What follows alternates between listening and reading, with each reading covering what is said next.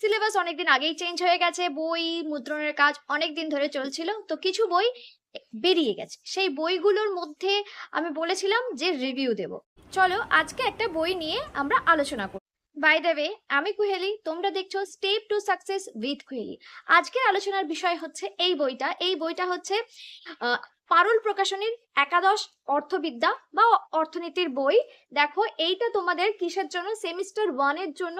আমি অলরেডি আমার মেন চ্যানেলে একটু বলেছিলাম, আমি বলেছিলাম যে ডিটেলস আলোচনা আমি সেকেন্ড চ্যানেলে করব, তো আজকে আমি এই চ্যানেলে শুরু করছি যে এই বইটার কিছু ডিটেলস আলোচনা করা। বইতে কি লেখা আছে সব তো আমি দেখাতে পারবো না, বা সবটা দেখানো উচিত নয়।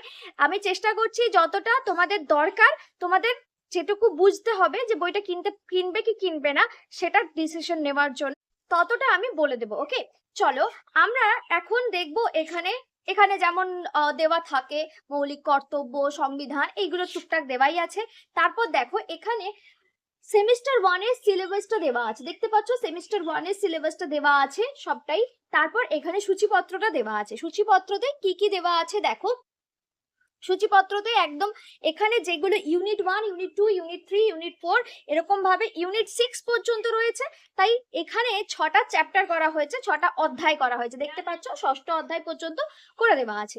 এবার আমি যদিও ভেবেছিলাম যে এইগুলো ইউনিট অনুযায়ী আলাদা আলাদা, ইউনিট অনুযায়ী তো আলাদা থাকছেই, সঙ্গে হয়তো ইউনিট অনুযায়ী ইউনিটের ভেতরগুলো নিয়েও একটা একটা চ্যাপ্টার হবে, সেটা এই বইতে করা হয়নি। এখনো অন্য বইগুলো আমি হাতে পাইনি।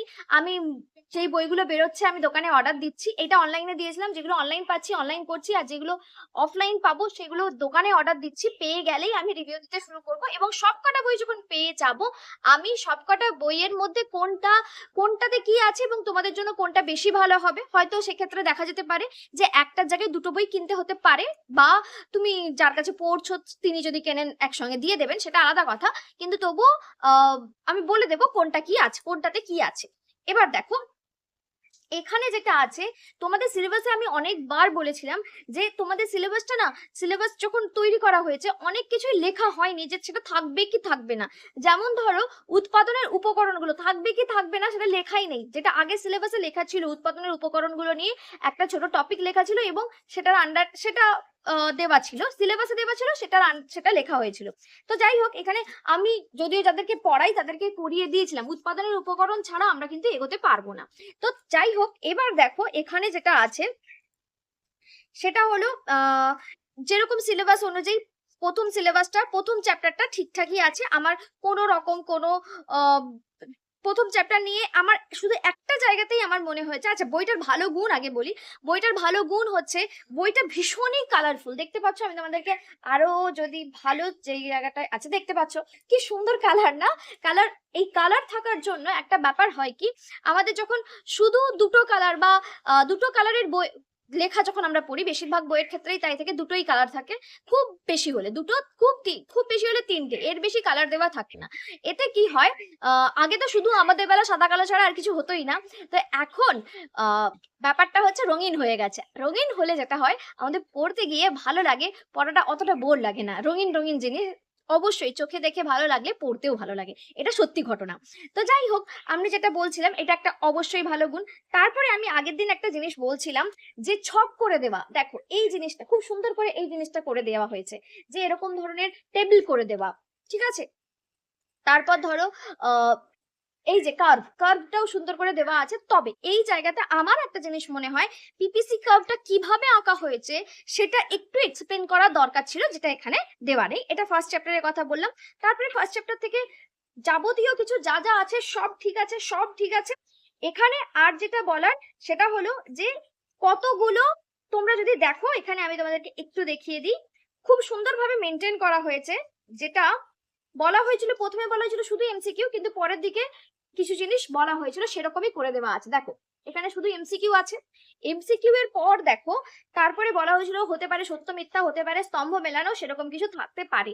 দেখো স্তম্ভ মেলানোর কোশ্চেন দেওয়া আছে, লাইটটায় অসুবিধা হচ্ছে মনে হচ্ছে, হ্যাঁ দেখো স্তম্ভ মেলানোর কোশ্চেন দেওয়া আছে। তারপরে দেখো এখানটা দেওয়া আছে শূন্যস্থান পূরণও দেওয়া আছে। খুব ভালোভাবে কোয়েশ্চেন গুলো তৈরি করা হয়েছে, এবং কোয়েশ্চেন প্র্যাকটিসের জায়গাটা অনেকটা কোয়েশ্চেনের প্র্যাকটিস করার জায়গা দেওয়া হয়েছে। 96, প্রায় 100টা। ফার্স্ট চ্যাপ্টারটা বড় বড়, অনেকটাই বড়। এখানে 100টার মতো কোয়েশ্চেন দেওয়া আছে। এবার এছাড়াও তোমরা যখন পড়বে, এমসিকিউ তো বলা যায় না, 100টা করে যাওয়ার পরেও 200টা করা যেতে পারে, অনেক নিজেকেও ভাবতে হবে। তো তারপর আছে ভোক্তার আচরণ। ভোক্তার আচরণ, সেকেন্ড চ্যাপ্টার হচ্ছে ভোক্তার আচরণ। এটা নিয়েও আমার কোনো অসুবিধা নেই, মানে কোনো জায়গাতে নেই, কম আছে, বেশি আছে, এরকম কিছু নেই, যথেষ্ট দেওয়া আছে ঠিকঠাক ভাবেই সিলেবাস অনুযায়ী। আমার কিছু একটা জায়গায় মনে হয়েছিল যে থাকবে কি থাকবে না, তো সেই জায়গাগুলো আমি দেখলাম যে কয়েকটা জিনিস রয়েছে। অবশ্যই আমি যেই জায়গাগুলো ছেড়ে ছেড়ে গেছি, এবং আমি প্রত্যেকটা ক্ষেত্রেই বলেছি যে যেই চ্যাপ্টারগুলো হয়ে গেছে তারপরে 10টা করে পেজ ছেড়ে রাখতে বলেছি, কারণ এক্সট্রা যদি থাকে সেখানে জুড়বো বলে। তো যাই হোক, সেইগুলো আছে এখানে। এবার এখানে আমি একটা জিনিস যেটা বুঝলাম, এখানে আরেকটা জিনিস দেখো, উৎপাদকের আচরণ। উৎপাদকের আচরণে তোমরা দেখতে পাচ্ছ একটা ছবি, তোমরা হয়তো ক্লাস 11-এ পড়ো, এটা এক্ষুনি বুঝতে পারবে না, 12-এর স্টুডেন্টরাও এক্ষুনি এটা বুঝতে পারবে না, কিন্তু এই জিনিসটা আমার খুব ভালো লেগেছে যে এই রকম ভাবে সুন্দর করে জিনিসটা দেখানো হয়েছে। জেনারেলি বইগুলোতে কি হয়, মুখে বলে দেওয়া থাকে, এইটা সুন্দর করে দেখানো থাকে না, এটা দারুণ ভাবে দেখিয়েছে, আমার তো ভীষণই ভালো লেগেছে। এছাড়াও আরো একটা ছবি দেখো, এই ছবিটাও খুব সুন্দর দেওয়া আছে। তো হয়তো তোমরা বুঝতে পারছো না যে ছবিটা আমার কিসের সুন্দর, কিন্তু এইগুলো সত্যি বোঝার জন্য খুব ভালো দেওয়া আছে, ঠিক আছে। কিন্তু রেভিনিউ কস্ট বা রেভিনিউ কোনোটাই বলা হয়নি যে কতটা থাকবে, শুধু কস্ট আর কি কি কস্ট আছে সেইগুলোর বলেছে যে কনসেপ্ট ক্লিয়ার করতে বলেছে, সিলেবাসে সেইটুকু লেখা আছে। এখানে যেটা করেছে যে রেভিনিউটা দেখতে পাচ্ছি যে খুব একটা বেশি কিছু দেওয়া নেই। আমি জানি না কেন, আমার মনে হয় রেভিনিউটা আরেকটু বেশি কিছু লিখলে ভালো হতো বইটাতে, মানে ছবিগুলো দিলে ভালো হতো, রেভিনিউয়ের ছবিগুলো দিলে আমার মনে হয়েছে এটা ভালো হতো। জানি না, যদিও সিলেবাসে কোনোটাই লেখা নেই, দিতেও বলা নেই, না দিতেও বলা নেই। তো যেহেতু কস্টটা দেওয়া হয়েছে, রেভিনিউটা কেন দেওয়া হয়নি আমি জানি না। এবার আসি এরপরে যেটা আছে, তোমরা অলরেডি যেগুলো অনেকটাই পড়ে এসেছো, ক্লাস 10 পর্যন্ত তোমাদের মিন মিডিয়ান মোড পর্যন্ত হয়ে গেছে। এখানে স্ট্যাটিস্টিক্সে মিন মিডিয়ান মোড পর্যন্তই আছে। আমি তোমাদেরকে বলবো এই বইটা করার আগে তোমরা চেষ্টা করো, যদি পারো ক্লাস 7 থেকে যে রাশি বিজ্ঞান আছে, সেই রাশি বিজ্ঞানের বই চ্যাপ্টার গুলোকে একটু করার চেষ্টা করো। আমি এই কথা আগেও বলেছি, এখনো বলছি।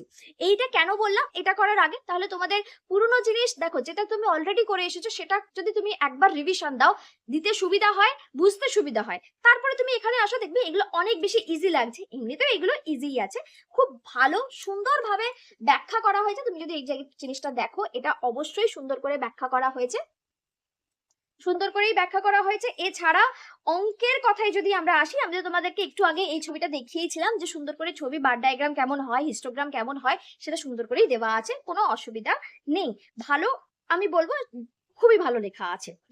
এবার দেখো, এবার যেটাতে আসি মিন মিডিয়ান মোডের ক্ষেত্রে এখানে এক্সাম্পল, হ্যাঁ 10টা, কোনো ক্ষেত্রে 10টা দেওয়া আছে, কোনো ক্ষেত্রে 5টা দেওয়া আছে। বইয়ের এক্সাম্পল তো এই ক্ষেত্রে আমি তোমাদেরকে যেটা বলবো, এক্সাম্পল ঠিকঠাক আছে, তবে অনুশীলনীতে আরো কিছু অঙ্ক করতে দেওয়া হলে আমার মনে হয় একটু ভালো হতো। কারণ তোমাদের দেখো, এই অঙ্কগুলোর ক্ষেত্রে তোমাকে কষতে হবে এবং একটাই আনসার করে আসতে হবে। নাম্বার হয়তো 1 মার্কস থাকবে, কিন্তু কোয়েশ্চেন একটু কঠিন হলেও হতে পারে, জানি না যদিও কি রকম কি হতে পারে। তো যাই হোক, দেখতেই পাচ্ছ কোয়েশ্চেন কিন্তু এখানেও প্রচুর দেওয়া আছে। এই রাশি বিজ্ঞান থেকে না, সেন্ট্রাল টেন্ডেন্সি বা কেন্দ্রীয় প্রবণতার পরিমাপ, এখানে দেওয়া আছে 96টা, এখানেও 96টা প্রশ্ন দেওয়া আছে। আর এই বইয়ের আরো একটা ভালো জিনিস আশা করছি অন্য বইগুলোতেও থাকবে, দেখা যাক কি হয়। আমি অন্য বইগুলো জোগাড় করতে পারিনি। নমুনা প্রশ্ন 2খানা নমুনা প্রশ্ন দেওয়া আছে, এবং এইটা তোমাদের জন্য খুবই ইম্পর্টেন্ট, কারণ এইটা দেখেই তোমরা প্র্যাকটিস করতে পারবে যে তুমি কতটা মার্কস পাচ্ছ। চ্যাপ্টার সিলেবাস শেষ হয়ে গেলে এইটা দেখে অবশ্যই দুটো কোয়েশ্চেন পেপার সলভ করো। তো এই বইটা তুমি কিনবে কি কিনবে না, দেখো আমি দু একটা জিনিস বললাম যে যেগুলোতে আরেকটু ভালো হলে ভালো হতো। সেটা শুধু এই বই না, আমার মনে হয় সবকটা বইয়ের ক্ষেত্রেই কিছু না কিছু ক্ষেত্রে মনে হবে যে এটা নেই, ওটা আছে, এটা থাকলে ভালো হতো। তো সেক্ষেত্রে তুমি তো আর বইয়ের বাজারে সব বই কিনবে না, কেনাটা উচিতও নয়। আমার একটা ব্যাপার, আমি একটা জিনিস মনে করি যে কোনো একটা বই খুঁটিয়ে পড়ো, বইটাকে বারবার পড়ো, যেই জায়গাগুলো ওই বইতে ক্লিয়ার নেই তুমি চেষ্টা করো অন্য জায়গা থেকে জোগাড় করার। বন্ধু কেউ কিনলে ঠিক আছে, বা অন্য কারো কাছ থেকে তুমি সেটা জোগাড় করতে পারো। বই সবসময় একটা খুব জোর হলে দুটো বই ভালো করে পড়ো, তাহলেই তুমি 90%-90%-এর ওপরে বা 100% মার্কস পাওয়ার হবে আর পেতে পারবে। আর যদি তোমার কাছে এই 100 4-5টা বই থাকে, দেখবে 4-5টা বইয়ের কোনোটাই ভালো করে পড়া হলো না, আর তারপরে তোমার মার্কস ওই 60-70-80 এরকম জায়গায় গিয়ে আটকে গেল। 90% কিন্তু আমি বেশিরভাগ ক্ষেত্রে দেখেছি যারা একটা কি দুটো বই ফলো করে তাদের ক্ষেত্রে, খুব জোর হলে 3টে বই ফলো করে তাদের ক্ষেত্রে 90%-এর ওপরে মার্কস বেশি, 100 পায় বেশিরভাগ ক্ষেত্রে। কিন্তু যারা ওই মানে আমি অনেককেই দেখেছি অনেক বই কিনেছে, পড়ার সময়ই তো নেই। তোমাদের যা সিলেবাস সেই অনুযায়ী অতগুলো বই পড়ার সময় নেই, তাই একটা বই খুঁটিয়ে পড়ার চেষ্টা করো। বইটা কিনবে কি কিনবে না, অবশ্যই কিনতে পারো, বইটা অবশ্যই তোমরা কিনতে পারো। এবার বাকি বইগুলো বেরোলে আমি তাহলে বলতে পারবো, যে কম্পেয়ার করে বলতে পারবো কোনটাতে সব থেকে ভালো আছে। সেটা বই না বেরোলে বলতে পারছি না। তবে যত, তুমি যদি মনে করো যে হ্যাঁ তুমি বই থেকে পড়তে শুরু করবে, বই পড়া খুব দরকার, শুধু নোটস পড়ে হয় না। আমার একটা স্টুডেন্ট অলরেডি কিনেছে, সেই আমাকে বলে যে ম্যাম বেরিয়ে গেছে, আমি কিনে ফেলেছি। তো আমি দেখলাম যে ঠিক আছে, আমিও অর্ডার দিলাম, আমিও কিনে নিলাম। তো সে বই পাওয়ার সঙ্গে সঙ্গে পড়তেও শুরু করেছে। এটা খুব ভালো জিনিস যে বইটা তোমাকে কিন্তু পড়তে হবে, শুধু পড়লে হবে না। আর একটা ব্যাপার, স্কুল যদি রেকমেন্ড করে, স্কুল যে বই রেকমেন্ড করবে আমি বলবো সেই বই কেনার চেষ্টা করো। তাতে কি হবে, স্কুলের সঙ্গে তুমি এগোতে পারবে। আর যদি মনে করো যে না, স্কুল করাক, যা ইচ্ছে করাক, আমার কোনো ব্যাপার না, আমি ধরতে পারবো, অবশ্যই তুমি তোমার মতো করে বই কিনতে পারো। এই বইটা খারাপ নয়, খারাপ তো নয়, আমি এটাকে 10-এর মধ্যে এটাকে আমি 9 দেবো। অন্য বইগুলো দেখলে তাহলে বুঝতে পারবো যে আরো অন্য কিছু ভাবে অন্য বইগুলোকে কত মার্কস দেওয়া যেতে পারে। ওই দুটো তিনটে জিনিস নেই বলে আমি এটাকে 10-এর মধ্যে 9 দিচ্ছি। এই রিভিউ তোমাদের কেমন লাগলো অবশ্যই জানিও। আর আমাকে রিভিউ দিতে বলার জন্য তোমাদেরকে অনেক অনেক অনেক থ্যাংক ইউ। আমাকে বারবার ভিডিও করতে বলার জন্য তোমাদেরকে অনেক থ্যাংক ইউ। তোমরা খুব ভালো থেকো, আর আমার ভিডিও দেখার জন্য অনেক অনেক অনেক থ্যাংক ইউ। যদি আমার কাছে ইকোনমিক্স অনলাইন বা অফলাইন পড়তে চাও, অবশ্যই কন্ট্যাক্ট করতে পারো। কন্ট্যাক্ট ডিটেলস আমি ডেসক্রিপশন বক্সে দিয়ে রাখবো। Thank you.